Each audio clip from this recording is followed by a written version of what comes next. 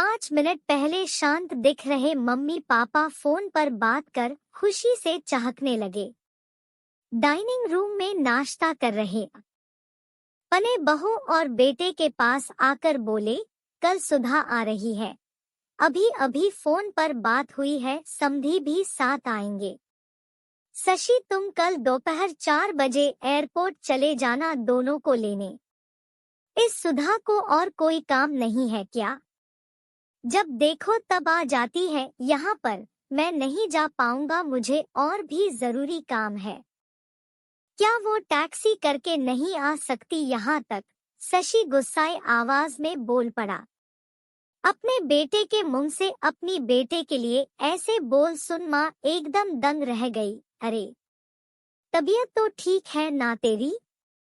कैसी पागलों की तरह बात कर रहा है? घर में 2 गाड़ियां होते हुए बहन को टैक्सी में आने के लिए कहता है। माँ बोली, रहने दो, मैं खुद जाकर ले आऊंगी अपनी बेटी को।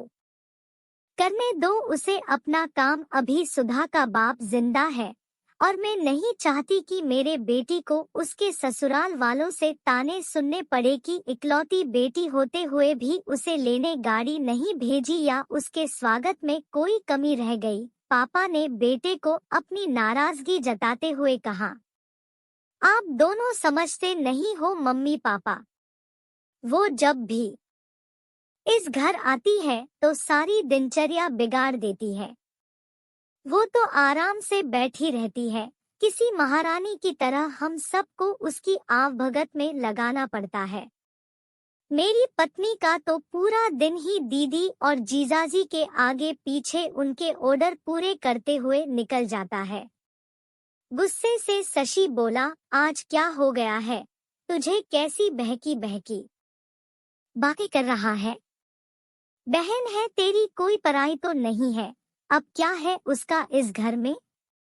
शादी में दे दिया था ना हमने जितना देना था, फिर क्यों चली आती है बार बार यहाँ पर? और हर बार बैग भर भर कर लेकर जाती है वो अलग। आपको समझना चाहिए वो सिर्फ हमें लूटने आती है और कुछ नहीं।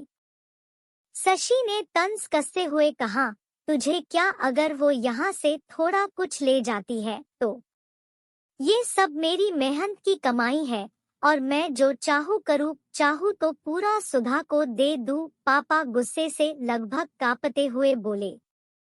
अब शशि अपनी आवाज धीमी करते हुए बोला, मैं कहाँ कुछ नई बात कर रहा हूँ मम्मी पापा।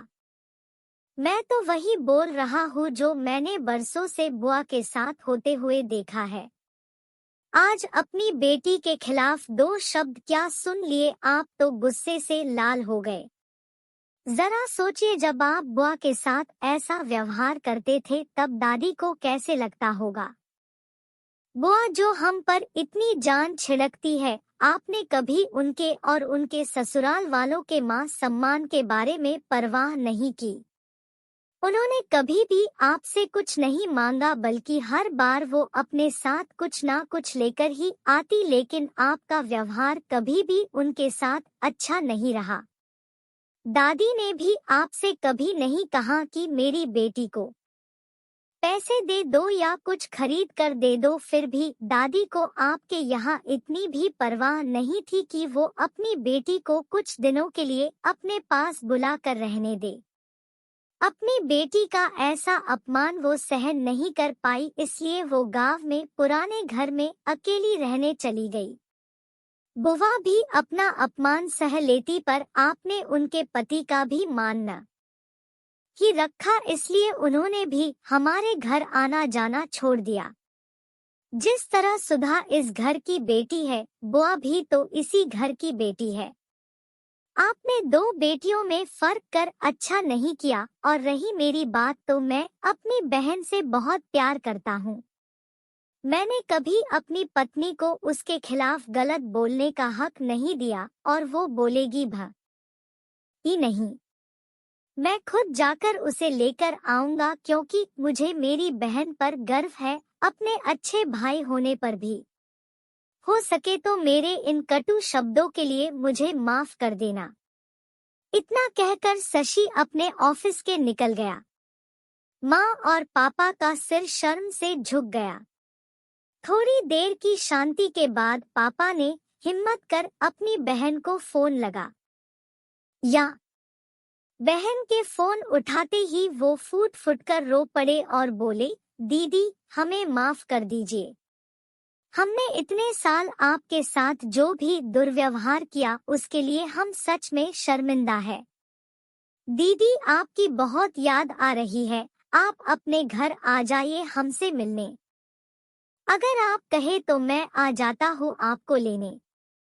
दूसरी तरफ दीदी भी रो रही थी। वो भाई के इन थोड़े से ही शब्दों से पिघल गई थी। वो बोली, मैं तुमसे नाराज नहीं हूँ भैया, मैं जीजाजी को सारी बात बताकर जरूर आऊंगी। दोस्तों, बेटी तो बेटी होती है, बहन हो, बहू हो या बेटी, तीनों में कोई फर्क नहीं करना चाहिए।